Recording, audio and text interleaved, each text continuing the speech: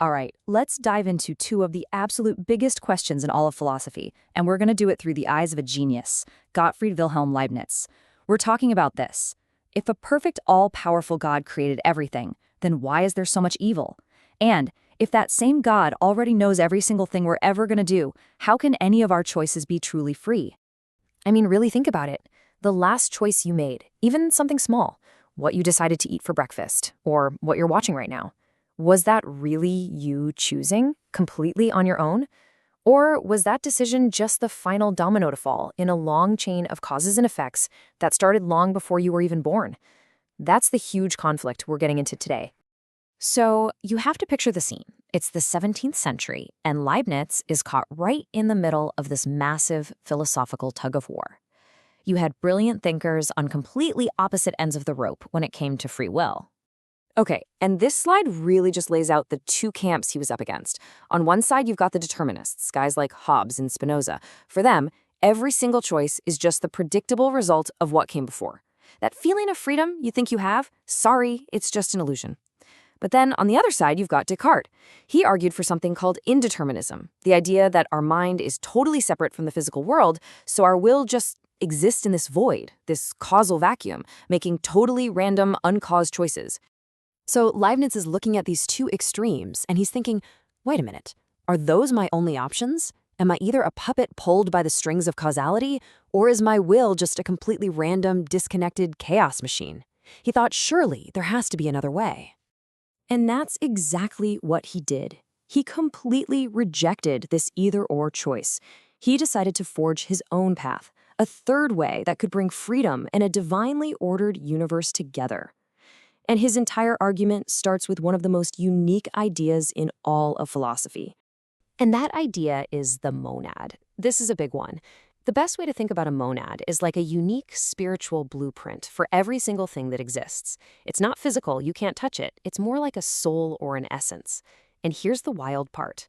This blueprint contains everything about that thing, its entire past, its present, and its future, all bundled up inside from the very beginning. Everything it does comes from its own internal programming, not from being pushed around by outside forces.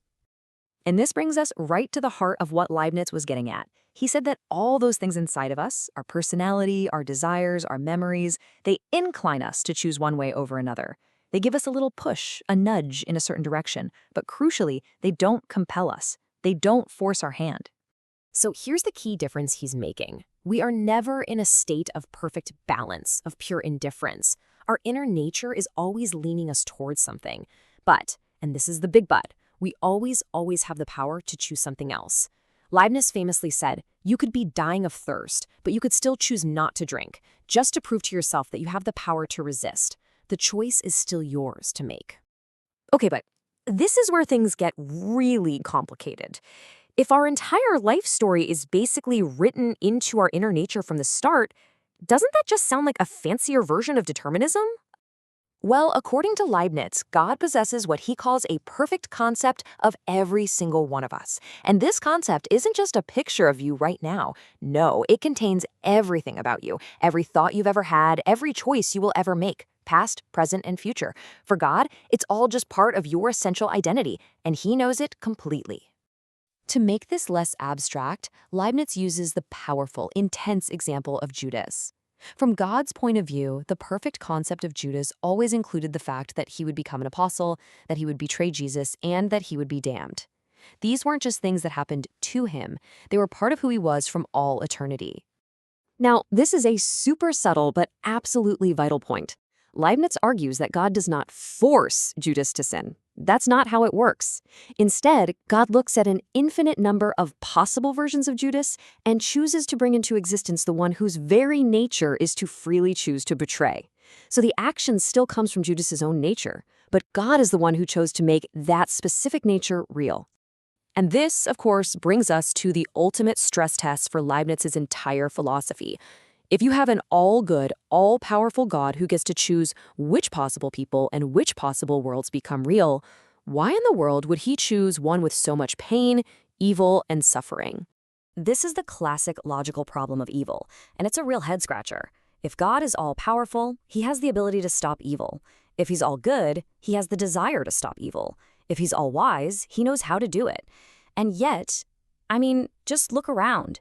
Evil exists. On the surface, these four statements seem like a flat-out contradiction.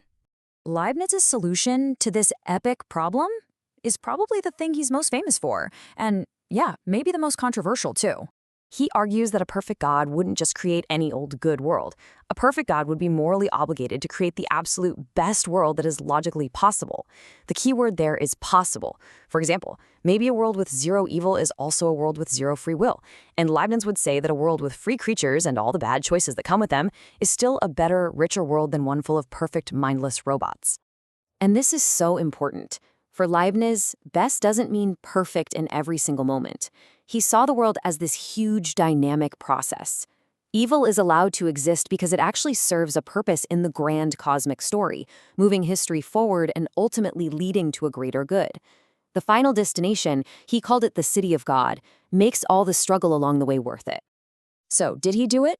Did Leibniz actually solve the problem of evil and free will? Or did he just build a more complicated, more beautiful-looking cage? Well, let's just say the debate is far, far from over. At the end of the day, what Leibniz gives us is a view called compatibilism. He says our freedom can coexist with having a pre-established nature that just inclines us. But the pushback, then and now, is that it just feels like a kind of determinism with extra steps. If our choices always flow from an inner nature that God handpicked for us, are we really free? Or do we just trade external chains for internal ones? And that really is the final massive question he leaves us with. In this incredibly complex, elegant system that Leibniz constructed, is the freedom we feel a real, genuine power to choose? Or is it just the most beautiful, most convincing illusion ever designed?